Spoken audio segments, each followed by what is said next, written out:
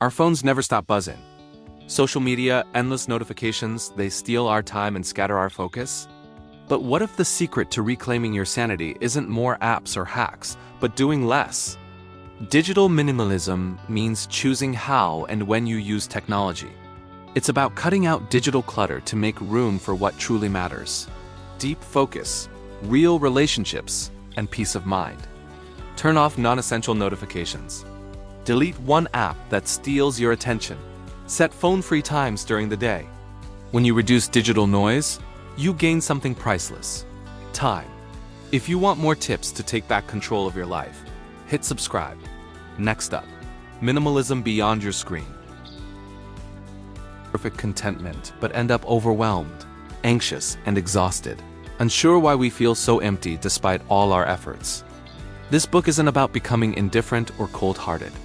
It's about being selective, intentional, and wise, choosing what matters deeply, and letting go of what simply doesn't. In other words, you only have so many F***CKs to give, so give them wisely, because your energy and attention are precious and limited.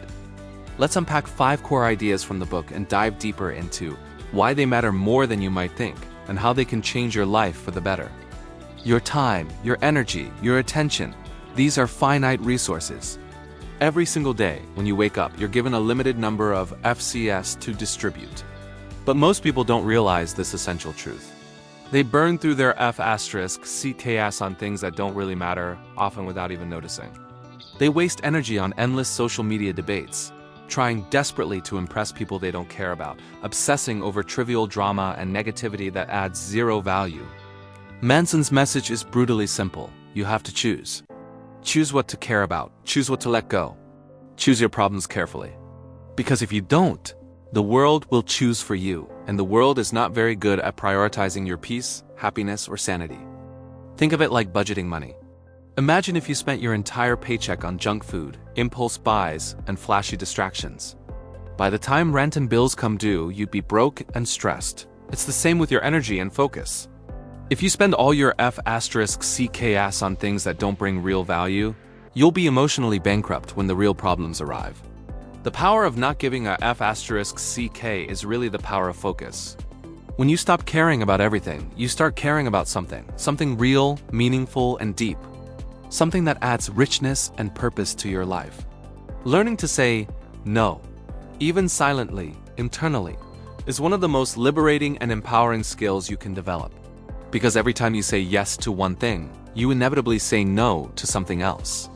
The key is making those choices consciously and with intention, rather than letting external noise decide for you. We're told from childhood that happiness is the ultimate goal of life. But Manson flips this on its head, calling this a fundamentally flawed way of thinking. Happiness isn't something you chase or earn. It's something that often happens unexpectedly, usually when you're deeply engaged in something meaningful, difficult, and sometimes even painful. Here's the paradox.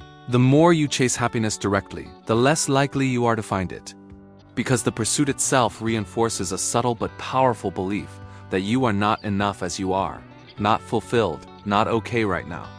And so you seek distractions, escape, or constant stimulation to avoid facing that feeling. You numb yourself with social media, binge watching, shopping, or endless scrolling. You fall into the trap of always needing more or better. Instead, Manson argues that real happiness, or perhaps a better word is fulfillment, comes from solving problems. But not just any problems, the right problems. The problems that matter deeply to you and align with your values and purpose. Think about the most rewarding and memorable moments in your life. Chances are, they weren't easy. They involved struggle, risk, and discomfort. But because you cared deeply, it was worth it. That's the trick. Fulfillment is not the absence of problems. It's about having problems that feel worth your time, effort, and emotional investment. So if you find yourself miserable or stuck, don't ask the superficial question, how can I be happier? Instead, ask a deeper, more useful question. What problems am I solving, and are they meaningful to me? You're not special. This might be the most controversial and uncomfortable chapter in the book. In a culture where everyone is told from a young age that they're exceptional, special, and destined for greatness, Manson makes the case for embracing our averageness. Why? Because believing you're uniquely amazing comes with enormous baggage. Every setback feels like a personal failure of epic proportions. Every mediocre moment becomes a crisis of identity. You're stuck chasing an impossible and exhausting standard of being special, and when you inevitably fall short, it hurts far more deeply. But what if you stopped trying to be special? What if you accepted that you're average, like most people in most areas of life? That's not depressing. That's liberating. It means you don't have to prove yourself constantly. You can simply be. You can pursue things for their own sake, not for applause or external validation. Being average doesn't mean being meaningless or mediocre.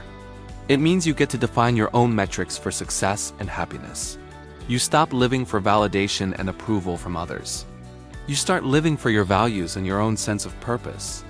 This doesn't mean giving up on ambition or dreams. It means being honest, grounded, and real.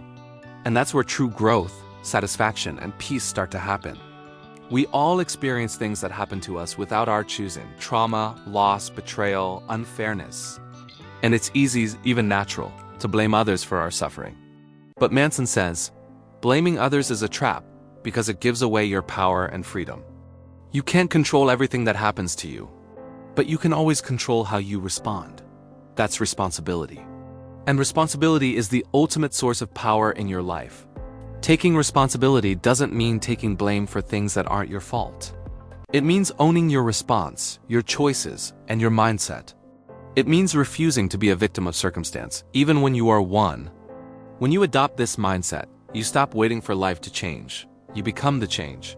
You stop reacting and start creating. That's how you reclaim your power. Not by wishing for a better past or blaming your situation, but by taking ownership of the present moment and your own agency within it. And yes, it's hard. It requires courage, honesty, and effort. But it's also incredibly liberating. Because once you realize you're responsible for your life, you can start shaping it intentionally. You stop asking, why me? And start asking, what now? Most of us live as if we'll live forever. We waste precious time. We chase shallow, fleeting goals. We put off the things that truly matter. Manson ends the book by reminding us of a powerful truth. You will die. Not someday far away, but someday soon. And this isn't something to fear. It's something to use, a tool to live more fully and intentionally. Because when you confront your own mortality, everything changes. Trivial worries fade. Your ego drops away. You see clearly what really matters and what never did. Your job title, your social media follower count, that petty criticism from years ago. None of it matters in the end. What truly matters is how you love, how you live, what you give your attention to, and how you spend your limited, precious days. So stop waiting. Stop pretending you have forever. Start choosing what matters now. The subtle art of not giving AFCK isn't a call to apathy or laziness. It's a call to clarity, courage, and meaning. It's about letting go of the impossible pressure to always be happy, always be amazing, always be more. It's about getting honest, brutally honest, about what truly matters to you. And cutting the rest. It's not easy, but it's simple. Care less but care deeper. Say no more often, but say yes to what counts. Stop chasing more and start choosing better, because life is short. Time is limited, and the fewer F***CKs you give, the better you can live. If this helped you reframe your mindset, hit subscribe. In the next episode, we'll dive into the psychology of money and how your beliefs about wealth shape your entire financial future.